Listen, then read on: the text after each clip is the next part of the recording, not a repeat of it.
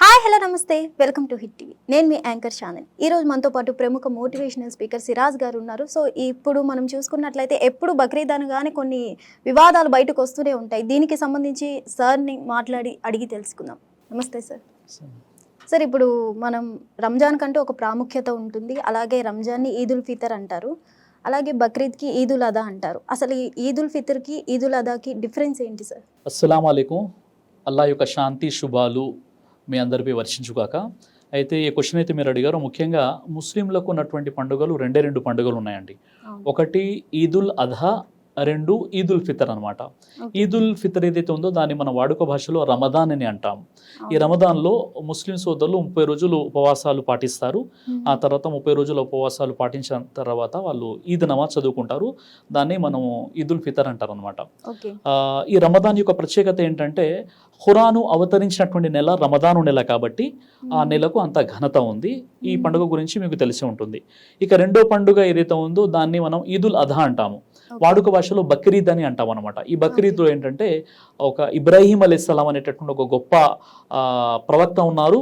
ఆయన తన కుమారుణ్ణి బలి ఇవ్వాలనేటటువంటి ఒక కాన్సెప్ట్ ఏదైతే అల్లా ఆజ్ఞాపించడం జరిగిందో, ఆయన యొక్క త్యాగానికి గుర్తుగా ఈ బక్రీద్ పండుగను జరుపుకుంటారు. ఓకే, దీనికి ఇంకా డీప్ స్టోరీ అంటూ ఏమైనా ఉందా సార్? చాలా అద్భుతమైనటువంటి ఒక స్టోరీ ఉందండి. ఆ స్టోరీ ఏంటంటే, ముఖ్యంగా ప్రవక్తలలో మహాప్రవక్తల్లో ఒక ప్రవక్త పేరు ఇబ్రాహీం అలైహిస్సలాం. ఆయన బైబిల్లో అబ్రహాం అని అంటారనమాట. అయితే ఇబ్రాహీం అలైహిస్సలాం వారు ఎవరైతే ఉన్నారో, ఈయన వృద్ధాప్యం వరకు కూడా నాకు సంతానం కలగలేదు. చాలా వయసు పైబడిపోయింది. దాదాపుగా 90 సంవత్సరాల తర్వాత ఆయనకు కుమారుడు జన్మిస్తాడు. ఆ కుమారుడి పేరే ఇస్మాయిల్ అలైహిస్సలాం. అయితే ఇప్పుడు చూడండి, లేక కలిగినటువంటి ఒక సంతానము, ఆ సంతానాన్ని దేవుడు పరీక్షిస్తున్నాడు. ఇబ్రాహీం అలైహిస్సలాం వారికి దేవుడు ఆజ్ఞాపించాడు. ఆనాడు ప్రవక్తలకు వచ్చినటువంటి స్వప్నాలు కూడా వహీగా పరిగణించబడేవి. అంటే దేవుడు వారికి ఏదైనా సందేశం ఇవ్వాలంటే కళల ద్వారా, స్వప్నాల ద్వారా కూడా ఇచ్చేవాడు అనమాట. ఇప్పుడు లేక కుమారుడు పుట్టాడు ఆ ఇస్మాయిల్ వృద్ధాప్యంలో. అప్పుడు దేవుడు పరీక్షించాలనుకున్నాడు ఇబ్రాహీం అనేటువంటి ప్రవక్తను. ఏం చెప్పారంటే, నీకు కలిగినటువంటి కుమారుణ్ణి నువ్వు నా కోసం బలి ఇచ్చేయి అనేటటువంటి ఒక ఆజ్ఞ, ఒక స్వప్నాన్ని ఆయన చూశారు. ఈ విషయాన్ని వెంటనే తన కుమారుడు అయినటువంటి ఇస్మాయిల్తో చెప్పడం జరిగింది. ఓ ఇస్మాయిల్, నేను ఇలా కళ చూశాను, దేవుడు నిన్ను దైవ మార్గంలో బలి ఇవ్వమని చెప్పాడు, జుబాచేయమని చెప్పాడు. అనగానే ఆయన చాలా చిన్న వయసులో చిత్తశుద్ధిగా, ఎంతో గొప్ప విశ్వాసంతో, నాన్నగారు మీరు ఏదైతే సంకల్పించారో అల్లా యొక్క సంకల్పం కాబట్టి మీరు ఖచ్చితంగా నన్ను జుబా చేయండి, బలి ఇవ్వండి అని చెప్పడం జరుగుతుంది. ఆ తర్వాత ఇబ్రాహీం అలైహిస్సలాం తన యొక్క కుమారుడు ఇస్మాయిల్ని తీసుకుని వెళ్తున్నారు బలి ఇవ్వడానికి. ఆ సందర్భంలో అల్లాహ్ సుబ్హానహు వ తఆలా తన సంకల్పాన్ని నెరవేర్చాడు, సంకల్పాన్ని చూశాడు. కాబట్టి ఆయన తన పరీక్షలు, అంటే ఇబ్రాహీం తన పరీక్షలో సాఫల్యం పొందాడు. అక్కడ వెంటనే తన కుమారునికి బదులుగా ఒక్కొక్క మేక పొట్టేలు అక్కడ రావడం జరుగుతుంది. తర్వాత అక్కడ ఆ అబ్బాయి మిగిలిపోతాడు. తర్వాత ఆ యొక్క మేక పొట్టేలు ఏదైతే ఉంటుందో దాన్ని బలి ఇవ్వడం జరుగుతుంది. ఈ యొక్క త్యాగాన్ని గుర్తు చేసుకుంటూ ప్రపంచ తరాలకు కూడా ఇది ఒక గొప్ప గుణపాఠంగా ఉండాలి, ఒక గొప్ప లెసన్ గా ఉండాలి, తర్వాత ఒక త్యాగ భావం అనేది ఏర్పడాలని చెప్పి ఈ యొక్క కుర్బానీని ఇవ్వడం జరుగుతుంది. ఈ బక్రీద్ పండుగ చేసుకోవడం జరుగుతుంది. దీని వెనక ఉన్నటువంటి స్టోరీ ఏంటంటే, త్యాగము, దైవం ఏదైతే మనం ఎక్కువగా ఇష్టపడతామో అది మనం దైవ మార్గంలో సమర్పించాలని చెప్పినప్పుడు, అర్పించాలని చెప్పినప్పుడు మనం సిద్ధంగా ఉండాలని చైతన్యపరచడానికి ఈ పండుగ జరుపుకుంటూ ఉంటారు. ఓకే, బక్రీద్ అనగానే కుర్బానీ ఇస్తూ ఉంటారు. అసలు కుర్బానీకి ఏ జంతువుని బలి ఇవ్వాలంటారు సార్? ఖుర్బానీ అంటే చూడండి, ముఖ్యంగా ఖురాన్లో బహీమతుల్ అనామ్ అని చెప్పడం జరిగింది. బహీమతుల్ అనామ్ అంటే దాని యొక్క అర్థం ఏంటంటే చతుష్పాదాలు. అంటే ముఖ్యంగా 4 కాళ్ళు ఉన్నటువంటి ఏదైతే జంతువుల్లో ముఖ్యంగా చూడండి, మనకు మేక ఫస్ట్ ప్రయారిటీ అనమాట. మేక, గొర్రె ఏదైతే ఉంటుందో, గొర్రె పోతూ ఉంటాం కదా, ఇది ఫస్ట్ ప్రయారిటీ. ఆ తర్వాత ఎద్దు, ఆ తర్వాత ఒంటె. ఈ 3 జంతువుల్ని మనం బలి ఇవ్వచ్చు అనమాట. ఓకే, మరి ముఖ్యంగా ఇక్కడ గోవధు వద్దు అని చాలా వరకు చెప్తున్నారు. అయినా సరే ఎందుకు సార్ ఇంతలా ఇస్తున్నారు? చూడండి, ముఖ్యంగా ముస్లింలో కూడా అవేర్నెస్ రావాల్సినటువంటి అవసరం ఉందండి. ఎందుకంటే మన భారతదేశం విభిన్న సంస్కృతులు, విభిన్న మతాల కలయిక అనమాట. మన భారతదేశంలో ఉన్నటువంటి ఒక గొప్ప విషయం ఏంటంటే, హిందూ ముస్లింలంతా కూడా కలిసిమెలిసి ఐకమత్యంగా ఉంటారు. కాబట్టి హిందూ సోదరుల మనోభావాలను మనం అర్థం చేసుకుంటూ గోవును బలి ఇవ్వకూడదు. కానీ మీరు అడిగినట్లుగా గోవును కూడా బలి ఇచ్చే అనుమతి అయితే ఇస్లాంలో ఉంది. కానీ ముస్లిం పండితుల యొక్క అభిప్రాయం, వారి యొక్క ఫత్వాల కారణంగా ఇక్కడ మన భారతదేశంలో గోవును ఒక పవిత్ర జంతువుగా భావిస్తారు. కాబట్టి గోవుకు బదులుగా మీరు ఎద్దును, ఇతర జంతువుల్ని బలి ఇవ్వండి, మేకపోతుని మీరు బలి ఇవ్వండి అని, గొర్రెలను మీరు బలిగా ఇవ్వండి అని చెప్పేసి ముస్లింలు ఎవరైతే జమాతులు ఉంటాయో, పెద్ద పెద్ద జమాతులు, జమాత్ కమిటీస్ ఉంటాయో, ముఫ్తీలు ఉంటారో, అందరూ జమాతుల వారు ఈ యొక్క సంవత్సరం చాలా గొప్ప మార్పు వచ్చిందండి ముస్లింలో. మొత్తం కూడా ఏకమైపోయి వాళ్ళు చెప్పిన విషయం ఏంటంటే, మనం పెద్ద జంతువుల్ని బలి ఇవ్వద్దు, ఈవెన్ దోస్ మీరు మీ ఎద్దును కూడా బలి ఇవ్వకండి, ఆవునైతే అస్సలు ఇవ్వకూడదు, ఎద్దును కూడా ఇవ్వకండి, మీరు ఈసారి మీరు మేకల్ని ఇవ్వండి అని చెప్తున్నారు. మరోవైపు చాలా మంది చెప్పే విషయం ఏంటంటే, మీరు ఆవుకు బదులుగా ఎద్దుని ఇవ్వండి కానీ ఆవుని ఇవ్వకండి, హిందూ సోదరుల మనోభావాలను మీరు గౌరవించండి అని చెప్పేసి ఉలమాలు కూడా ఫత్వా ఇచ్చారు. నేను మీ యొక్క హిట్ టీవీ తరఫున నేను కూడా మన ముస్లిం సోదరులకు మనవి చేసుకున్నాను, ఈ బక్రీద్ కాదు ఏ బక్రీద్లో అయినా మీరు గోవుని ఎట్టి పరిస్థితుల్లో బలి ఇవ్వకండి. గోవుని గోమాతగా భావిస్తారు మన హిందూ సోదరులు, వారి యొక్క గౌరవాన్ని మనం గౌరవించడం మన యొక్క సాంప్రదాయం. ఓకే, అంటే మీరు ఇప్పుడు కుర్బానీకి గోవు ఇవ్వద్దు అంటున్నారు. సో చాలా వరకు అయితే గోవుని ఇస్తున్నారు. ప్రెసెంట్ అయితే ఇప్పుడు హిందూ సంఘాలు కూడా చాలా వరకు గోవధ ఇస్తున్న దానికి ఆపుతున్నారు. అలాగే ఇప్పుడు ముస్లింలు ఏంటంటే పెద్దలందరూ కూడా గోవధ ఇవ్వద్దు, అలాగే హిందూ ముస్లిం మధ్య ఉన్న సంబంధాలని చెడగొట్టద్దు అని అయితే చెప్తున్నారు. అంటే వాళ్ళకి చట్టాలకి భయపడుతున్నారా, లేదంటే ఏమంటారు మీరు? ఇక్కడ విషయం ఏంటండి మనం అర్థం చేసుకోవాల్సిన విషయం ఏంటంటే, ఇక్కడ చట్టాలకు భయపడి కాదండి. ముఖ్యంగా ఏంటంటే, మనకు ఎంతవరకు అనుమతి ఉంది, ఎంతవరకు అనుమతి లేదు, ఏది ప్రయారిటీ అన్నది మనం గుర్తించాలన్నమాట. అంటే ఖురానులో కానీ హదీస్లో కానీ, ఖురాన్లో ఆవు గురించి, ఆవు యొక్క పాలు తర్వాత పాలు, పెరుగు, నెయ్యి, ఏదైతే పాల ద్వారా ఎన్నైతే ఉత్పత్తులు ఉన్నాయో వీటి ద్వారా మీకు ఒక అద్భుతమైనటువంటి లాభాలు ఉన్నాయి, తర్వాత పంట పొలాల్లో మీరు ఉపయోగించుకోవచ్చు అని అల్లాహ్ సుబ్హానహు వ తఆలా చెప్పాడు. కానీ ఆవు కోసం ప్రస్తావన ఎక్కడైతే ఖురాన్లో చేయడం జరిగిందో అక్కడ ఆవుని మీరు బలి ఇవ్వండి ఖురాన్లో ఎక్కడ కూడా ఒక్క ఆయతలో కూడా లేదు. మొదటి విషయం. ఇక రెండో విషయం ఏంటంటే, ప్రవక్త ముహమ్మద్ సల్లల్లాహు అలైహి వసల్లం వారి యొక్క బోధనలో ఎక్కడ కూడా మీరు ఆవుని ఖచ్చితంగా బలి ఇవ్వండి అని ఎక్కడ చెప్పబడలేదు. మరి ఇస్లాంలో గోమాంసాన్ని ఒకసారైనా తినాలి అని ఉందంట, చాలా అబద్ధం అండి, చాలా రూమర్స్ అన్నమాట. ఇది చాలా పెద్ద అపోహ. ఖురానులో కానీ హదీసులో కానీ ప్రవక్త ముహమ్మద్ సల్లల్లాహు అలైహి వసల్లం వారి యొక్క బోధనలో కానీ ఒక ముస్లింగా పుట్టినందుకు బాబును ఒక్కసారైనా గోమాంసం తినరయ్యా బాబు అని ఎక్కడ కూడా ఒక్క విషయం కూడా చెప్పబడలేదండి. ఇది మాత్రం నేను మీ హిట్ టీవీ తరఫున చాలా ఛాలెంజ్ గా చెప్తున్నాను, ఎక్కడ కూడా లేదు. కొంతమంది వదంతుల్ని సృష్టించేశారు అలా, వాళ్ళు ముస్లింలు కావచ్చు, ముస్లిమేతరులు కావచ్చు, కానీ ఎక్కడ కూడా గో మాంసాన్ని ఒక్కసారైనా తినాలి, తింటేనే ముస్లిం అని ఎక్కడ కూడా చెప్పబడలేదు. మొదటి విషయం. ఇక రెండో విషయం ఏంటంటే, ఖురాన్ మరియు హదీసులో ప్రవక్త ముహమ్మద్ సల్లల్లాహు అలైహి వసల్లం వారు తన జీవితంలో ప్రవక్త వారు వ్యక్తిగతంగా ఆయన ప్రతి బక్రీద్లో ఆయన ఏంటంటే గొర్రెపోతులను బలి ఇచ్చేవారు, 2 గొర్రెపోతులను బలి ఇచ్చేవారు. అంటే ప్రవక్త ముహమ్మద్ సల్లల్లాహు అలైహి వసల్లం వారు తన పూర్తి జీవితంలో తన వ్యక్తిగతంగా తన పేరుతో ఎప్పుడు కూడా ఆయన గోను బలిగా ఇవ్వలేదు. కాబట్టి ప్రవక్త ముహమ్మద్ సల్లల్లాహు అలైహి వసల్లం చెప్పినటువంటి మీరు ఒక అద్భుతమైన విషయం అండి, అదేంటంటే ప్రవక్త వారు ఆవు గురించి చెప్పిన విషయం ఏంటంటే, ఆవు పాలల్లో మీకు స్వస్థత ఉంది, ఆవు పాలల్లో మీకు స్వస్థత ఉంది, ఆవు మాంసంలో వ్యాధి అని చెప్పారు. కాబట్టి నిజంగా చెప్పాలంటే ఆవు మాంసాన్ని తినకపోవడమే ఉత్తమం అన్నమాట. ఎక్కడ కూడా మనకు మీరు తింటేనే ముస్లిం అని చెప్పబడలేదు, ఖచ్చితంగా ఖుర్బానీ ఇవ్వాలని చెప్పబడలేదు. కాబట్టి ఇక్కడ మన భారతదేశంలో ఉంటున్నటువంటి ఏదైతే మన హిందూ సోదరుల యొక్క మనోభావాన్ని దృష్టిలో పెట్టుకొని మన ముస్లిం సోదరులలో పండితులు ఎవరైతే ఉంటారో, ఉలమాలు ఎవరైతే ఉంటారో వాళ్ళు కూడా ఫత్వాలు జారీ చేశారు. కాబట్టి మనం గోవును బలి ఇవ్వకపోవడం మంచిది. అంటే ఖుర్బానీ ఇవ్వడానికి కొన్ని నియమాలు అంటూ ఏమైనా ఉంటాయా సార్? అంటే ఆ ఖుర్బానీ మాంసం కూడా వేరే వాళ్ళకి ఇవ్వకూడదు, అది పంచడానికి కూడా కొన్ని నియమాలు ఉంటాయి అంటారు. ఇది కూడా చాలా పెద్ద అపోహ అండి. ఖుర్బానీ జంతువుని మనం ఒక మేకపోతునో ఒక గొర్రెపోతునో మనం బలి ఇచ్చిన తర్వాత దాన్ని అంటే జుబా చేసిన తర్వాత 3 భాగాలుగా చేయాలండి. 3 భాగాల్లో ఒక భాగం స్వతహాగా నేను ఖుర్బానీ ఇస్తున్నాను కాబట్టి నేను తీసుకోవాలి, రెండో భాగాన్ని పేదలకు ఇవ్వాలి. ఆ పేదల్లో మీ చుట్టుప్రక్కల ఉన్నటువంటి హిందువులకు కూడా మీరు ఖుర్బానీ మాంసాన్ని పంచవచ్చు. ఈ 3వ భాగం ఏంటంటే మన బంధువులు ఎవరైతే రక్త సంబంధికులు ఉన్నారో వాళ్ళ హక్కు ఉంటుంది అనమాట. ఈ 3 భాగాలు, అందులో 3 భాగాలు ఒక భాగం మనం తీసుకోవాలి, రెండవ భాగం ఏమో పేదలకు, 3వ భాగం మన బంధువులకు ఇవ్వాలి. అయితే ముస్లిమేతరులు ఒక ముస్లిం హిందువులకు కూడా ఖుర్బానీ మాంసం ఇవ్వచ్చు, అందులో చాలా మంచి విషయమే తప్ప ఎక్కడ కూడా ఇవ్వకూడదని చెప్పబడలేదు. ఓకే, అసలు ఖుర్బానీ అనేది ఎవరి పేరు మీద ఇస్తారు సార్? ఖుర్బానీ అనేది ఇప్పుడు నేనున్నానండి, నా కుటుంబం ఉంది, నా ఫ్యామిలీ తరపు నుండి నేను ఖుర్బానీ ఇస్తాను. నేను ఇప్పుడు ఇంట్లో ఒక 10 మంది ఉన్నారనుకోండి, ఆ 10 మందిలో ఇంటి యజమాని ఎవరైతే ఉంటారో ఆ ఇంటి యజమాని పేరు మీద ఖుర్బానీ ఇవ్వడం జరుగుతుంది. కానీ మన సంకల్పం ఆ 10 మంది కూడా ఆ యొక్క పుణ్యం అనేది లభిస్తుంది అనమాట. ఖచ్చితంగా ఇవ్వాల్సిందేనా సార్? బక్రీద్ అంటే కుర్బానీ ఇవ్వాల్సిందేనా? సార్ ఖచ్చితంగా, అంటే ఇది ఒక గొప్ప త్యాగం అన్నమాట. అంటే Okay. స్తోమత ఉన్న వాళ్ళు మాత్రమే ఇవ్వాలి. స్తోమత లేని వాళ్ళు అప్పు చేసి లేదా అసలు వాళ్ళకేంటంటే కనీస అవసరాలు తీరనటువంటి ఎంతో మంది ఉంటారు. ఓకే. వాళ్ళు కుర్బానీ ఇవ్వాల్సిన అవసరం లేదు. కుర్బానీ ఇచ్చేటటువంటి స్తోమత ఉన్న వాళ్ళు మాత్రమే కుర్బానీ ఇవ్వాలి. ఇది చాలా గొప్ప కాన్సెప్ట్ కదండి. ఇప్పుడు చూడండి, ఇప్పుడు మీరు చూస్తున్నారు మార్కెట్లో దాదాపుగా 900 నుండి 1000 రూపాయలు కేజీ మాంసం మార్కెట్లో లభిస్తుంది. ఇప్పుడు పేదవాళ్ళు ఉన్నారు. ఇప్పుడు నేను కుర్బానీ ఇస్తే ఒక భాగం మాత్రం నేను తీసుకుంటాను, మిగతా 2 భాగాల్లో ఒక భాగం పేదవాళ్ళకి పంచుతున్నాను, ఇంకో భాగాన్ని బంధుమిత్రులకు ఇస్తున్నాను. కాబట్టి ఇది ఒక త్యాగ భాగం.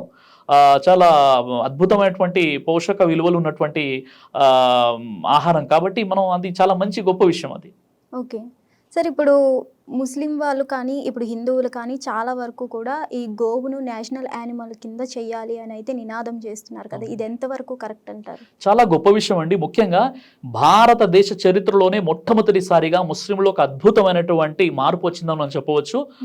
మీరు చూడవచ్చు అనమాట, వెస్ట్ బెంగాల్లో ఇప్పుడు మీరు చూసినట్లయితే అక్కడ ఎంతో మంది హిందూ సోదరులు రోడ్ల మీదకి వచ్చేసి ప్రొటెస్ట్ చేస్తున్నారు. ఎందుకంటే మా గోవుల్ని కొనండి, మేము లక్షలు పెట్టేసి గోవుల్ని కొనేసాము అని చెప్పేసి మీరు చూడండి ఎన్నో వీడియోలు వైరల్ అవుతున్నాయి. వాళ్ళు ఏంటంటే ప్రొటెస్ట్ చేస్తున్నారు, వాళ్ళు ఏంటంటే బ్రతిమలాడుతున్నారు, ముస్లింలారా మీరు గోవుల్ని కొనండి అని చెప్పేసి. అంటే 2 విషయాలండి ఇక్కడ. ఒక విషయం ఏంటంటే ముస్లింలలో మార్పు రావడం అనేది గొప్ప విషయము.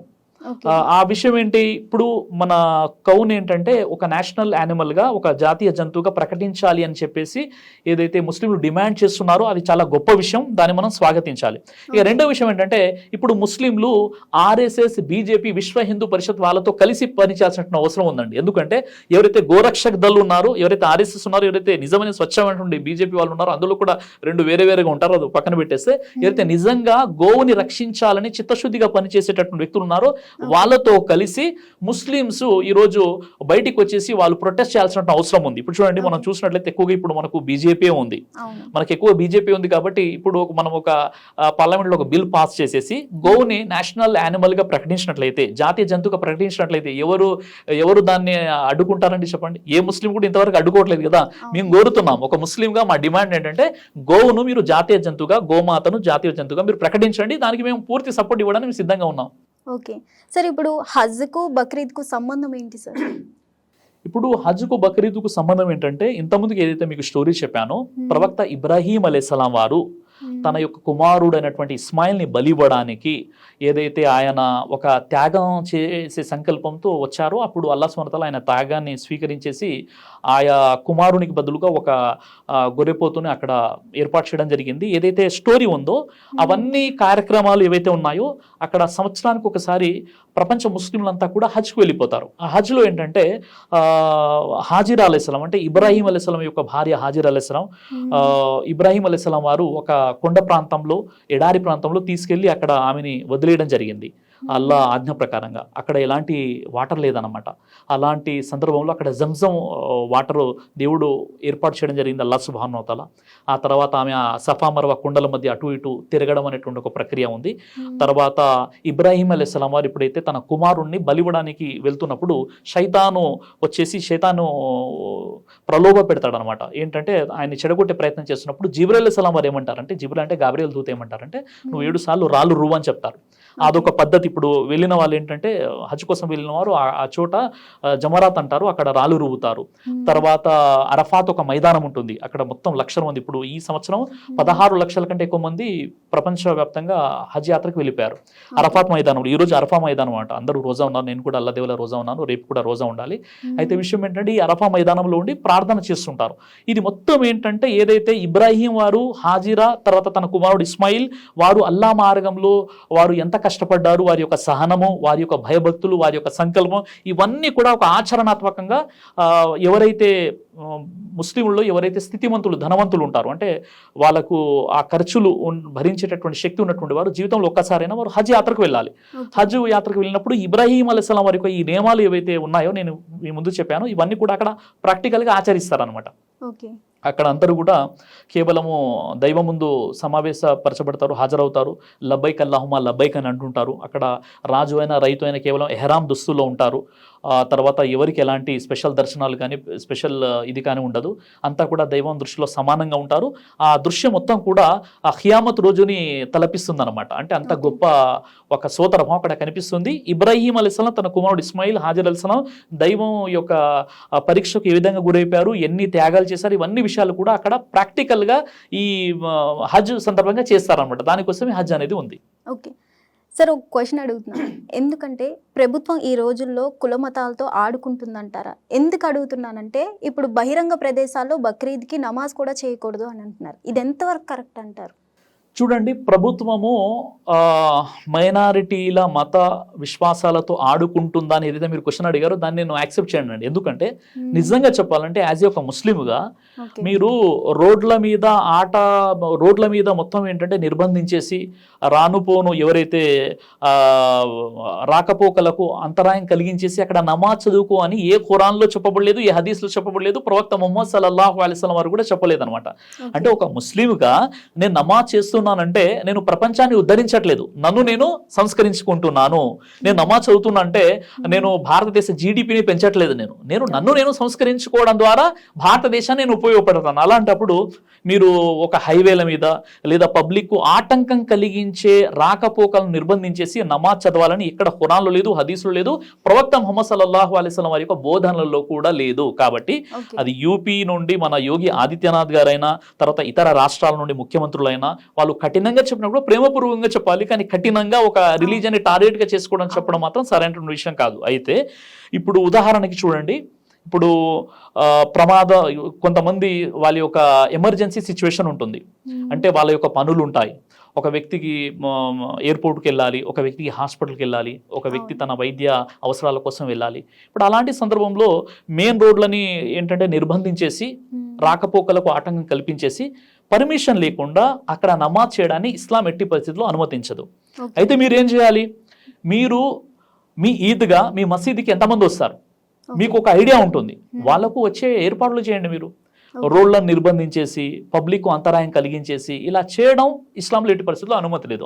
ఒకవేళ చేయాలి అని అనుకుంటే ఆల్టర్నేట్గా వేరే దారిని ఏర్పాటు చేసి ప్రభుత్వం నుండి పర్మిషన్ తీసేసుకొని ట్రాఫిక్ పోలీస్ తర్వాత లా అండ్ ఆర్డర్ వీళ్ళందరి సమక్షంలో వీళ్ళ సహాయ సహకారాలతో ఉంటే ఆ రోడ్లో అత్యవసర మార్గంలో ఎటు మళ్లించాలి, ఎంతసేపు ఇక్కడ నమాజ్ చేయాలి, ఈ రోడ్ని ఎంతసేపు మనం బ్లాక్ చేయాలి, ఇవన్నీ ప్లానింగ్తో చేయొచ్చు అనమాట. కానీ మీరు అడిగినటువంటి ప్రశ్న ఏదైతే ఉందో మైనారిటీల మత భావాలతో ఈ గవర్నమెంట్ ఆడుకుంటుందంటే దాన్ని నేను యాక్సెప్ట్ చేయను. ఎందుకంటే ఇస్లాంలో ఎక్కడ కూడా ఇతరులకు ఆటంకం కలిగించేటువంటి భక్తి అది ఒక భక్తే కాదు.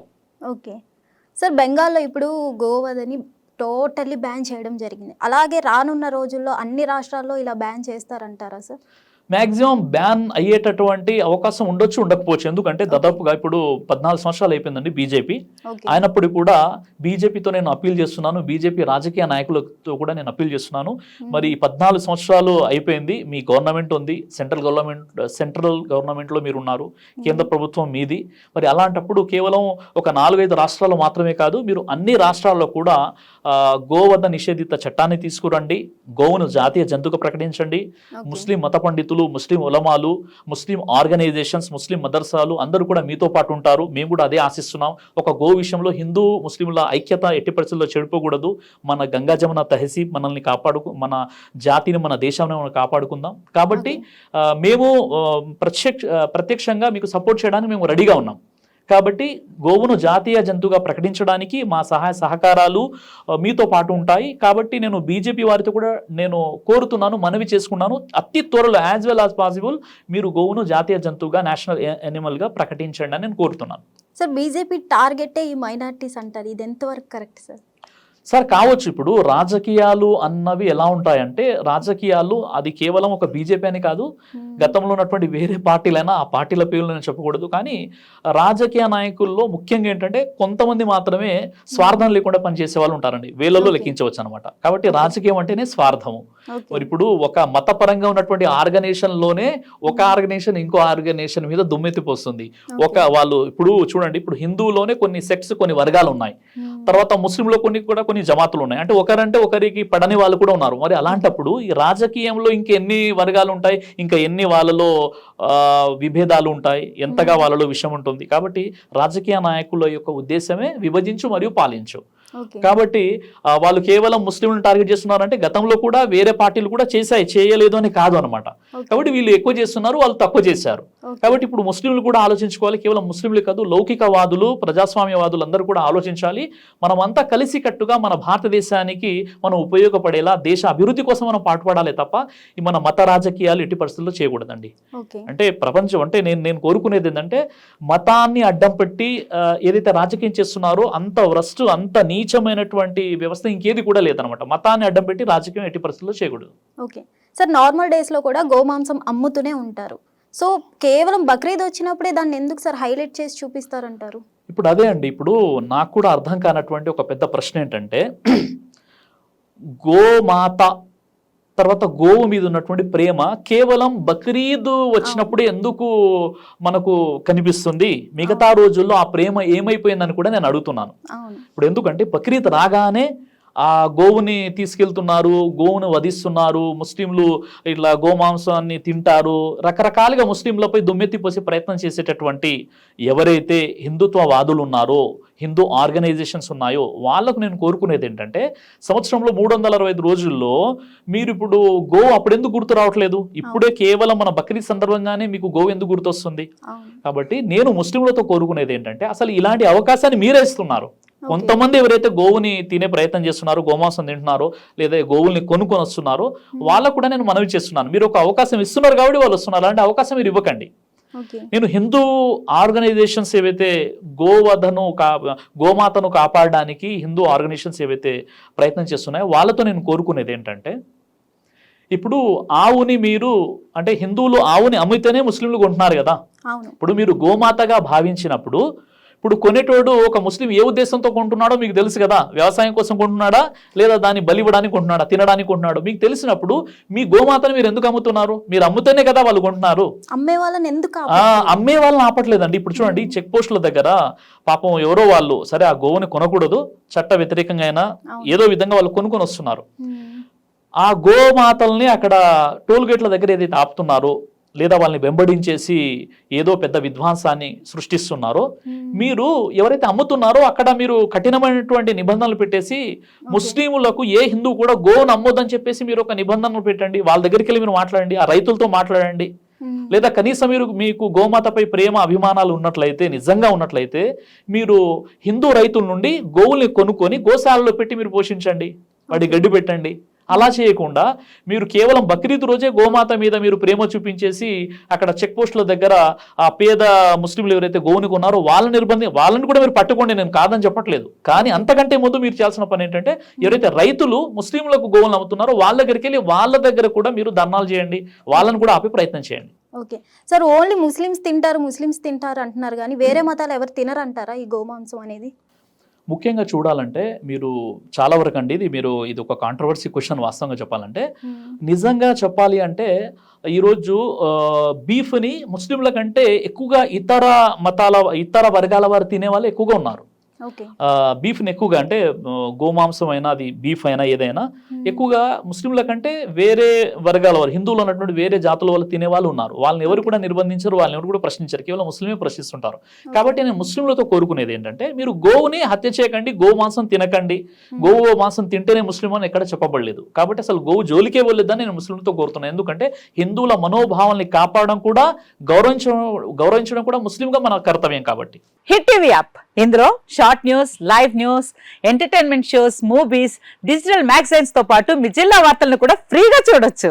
ఇంకెందుకు ఆలస్యం, వెంటనే హిట్ టీవీ యాప్ ని డౌన్లోడ్ చేసుకుని ఫ్రీగా ఎంటర్టైన్మెంట్ పొందండి. Hit TV app, hit TV app, please download hit TV app. Hit TV app ని ఫ్రీగా డౌన్లోడ్ చేసుకుని ఎంజాయ్ చేయండి. మీకు నచ్చిన ఎంటర్టైన్మెంట్ కోసం హిట్ టీవీ యాప్ ని ఫ్రీగా డౌన్లోడ్ చేసుకుని ఎంజాయ్ చేయండి. హిట్ టీవీ యాప్ ని డౌన్లోడ్ చేసుకుని ఆస్వాదించండి, ఆశీర్వదించండి. ఇంతమంది సెలబ్రిటీలు హిట్ టీవీ యాప్ ని డౌన్లోడ్ చేసుకోండి అని చెప్తున్నారంటే ఎంత మంచి యాప్ ఆలోచించండి. అమెరికా అమెరికా అమెరికా అమెరికాలో చదవాలనుకునే వాళ్ళకి విశ్వసనీయమైన పేరు మన శౌర్య కన్సల్టెన్సీ. UK లో 1 year masters. UK లో 1 year masters. 2 years work permit up to 5 years visa. Contact Saurya Consultancy. Contact 89851 89851.